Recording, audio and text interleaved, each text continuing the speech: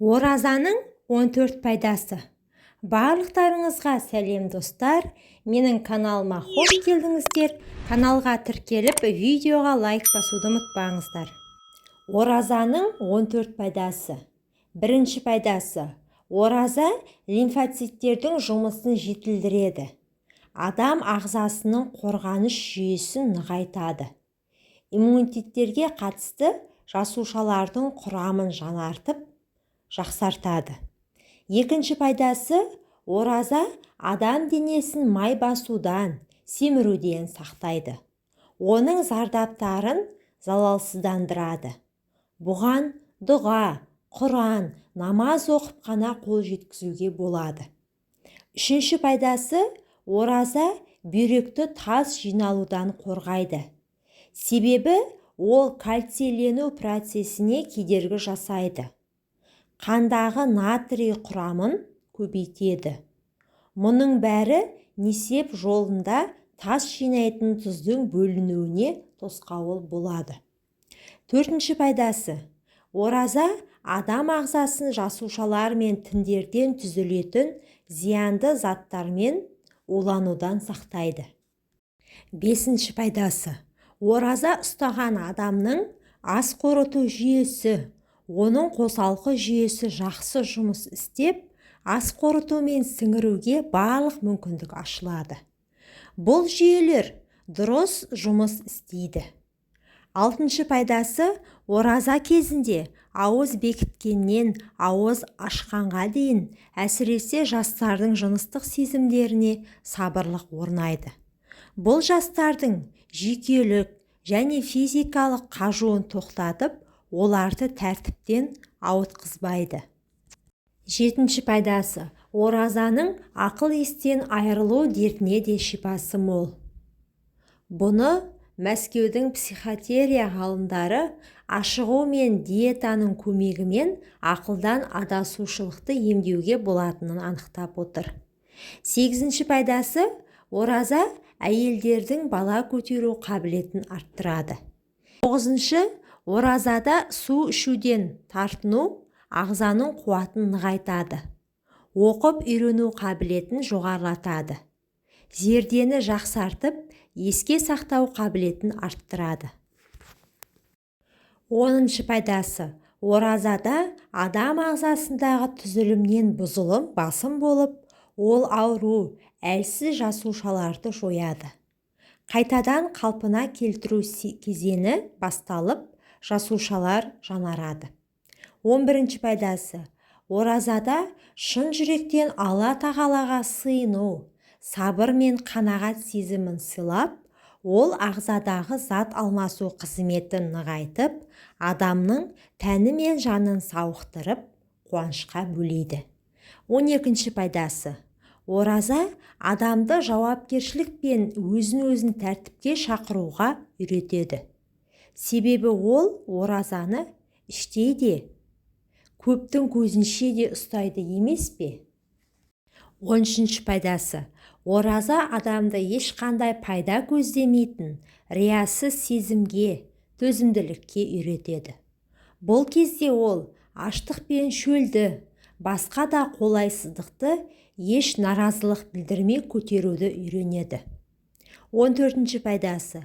Ораза адамға қаржыны қалай үнемдеп, ақша қорын қалай байыпты түрде қалыптастыруға болатынын көрсетеді. Егер әр нәрседе қанағат білдіретін болса, үй шаруасын жүргізуде де қаржы аз жұмсалады. Ораза кезінде қалай тамақтану керек? Ораза кезінде тамақтануға ерекше мән беріп, құнары жоғары, дәрумендерге бай, әрі пайдалы тағамдарды жеу керек. Ал фастфуд өнімдерін ас мәзірінен мүлден алып тастаған абзал. Сәресі уақытына дейін сұйық тағамдар мен су, шәй сияқты сусындарды көп мөлшерде тұтыну керек. Сәресі кезінде арпа, сұлы, бидай өнімдерінен жасалған тағамдар ішсе, күні бойы ағзаны қуаттандырып тұрады. Энергияңыз сарқылып, әлсіреп қалмау үшін ағзаны уақытылы құнарлы тағамдармен қуаттандырып отырған дұрыс. Дегенмен тағамды да талғап жеу керек. Ағзаға ауыр болатын майлы немесе тұздалған асты жеуге болмайды. Оның орнын жеміс-жидектер мен көкөністерге ауыстыру қажет. Жалпы, денсаулығы жақсы кісілер үшін оразаның ағзаға тигізер пайдасы зор. Өйткені ашығу ағзаны жинақталған әртүрлі зиянды қалдықтардан тазартады. Жас әрі дені сау ағза үшін қан қысымын төмендетеді. Салмақты азайтып, ағзада жақсы жағынан өзгерістер болады. Ораза ұстаған адамдар темекі, ішімдік сияқты зиянды заттардан түбегейлі бас тартып жатады. Мұның өзі ағзаның тазаруына әсер етеді. Ұзақ уақыт тамақ ішпегендіктен ағзаның тағамға деген сұранысы төмендеп, тамақты қалыпты жеуге дағдыланады. Сондай-ақ тойып тамақтануға да болмайды. Өйткені бірден тойып тамақтану ағзаға тым ауыр соғады. Рамазан айы ағзаға пайдалы, жақсы әдеттерді бастауға қолайлы ай. Бір жағынан адам рухани тазарады. Аш қарында сумен, құрмамен ашатыны сияқты сәресі уақытында да жеңіл тамақтанған дұрыс. Ауыз ашқаннан кейін 15 минуттай күту керек. Өйткені ашығып тұрған ағзаға қомағайланып көп тамақ жеу зиян. Аш қарынға қытырлақ картоп, тез дайындалатын тағамдар, әртүрлі қоспалар қосылған зиянды тағамдар жеу дәм сезу рецепторын бұзады. Шәймен ішетін тәттілерге де тым жақын болуға болмайды.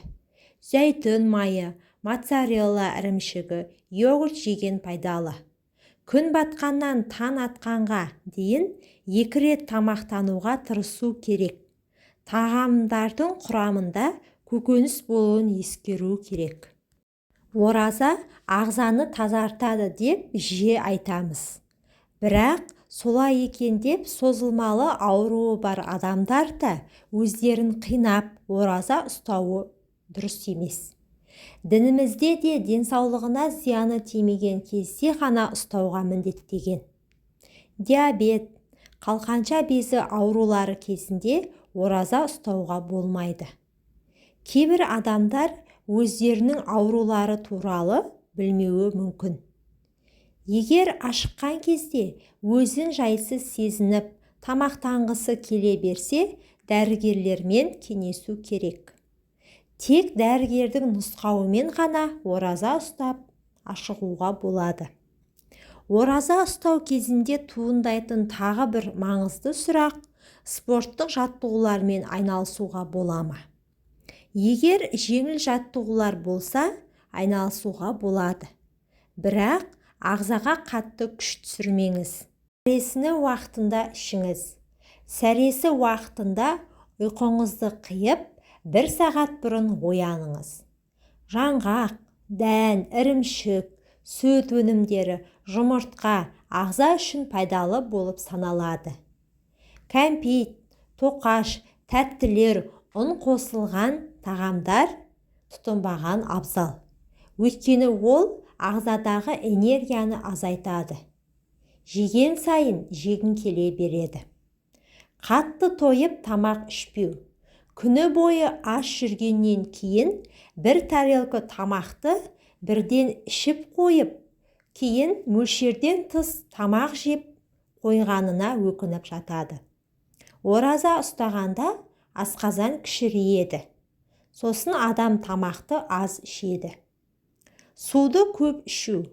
Кей адамдар суды тым аз мөлшерде ішеді. Сондықтан ауыз бекіткенде қатты шөлдейді. Көп қозғалу. Қозғалыстың өзі өмір. Өмір қозғалысты талап етеді. Қозғалу энергия көзі. Түске дейін ұйықтап, кешке аузашар уақытында ғана тұру дұрыс емес. Ағза қозғалысты қажет етеді. Кейбір адамдар аз қозғалсам, аз энергия жұмсаймын деп ойлайды. Ағзаға күш түсіретін ауыр жаттығу жасамаса да, күнделікті өмір дағдысынан айнымаған абзал. Зиянды тағамдардан бас тарту. Қышқыл, тым тәтті, қуырылған тағамдардан толық бас тарту қажет. Жанмен бірге тән де ауыртпалықтан арылу керек. Оразада ағзаның демалатын кезі.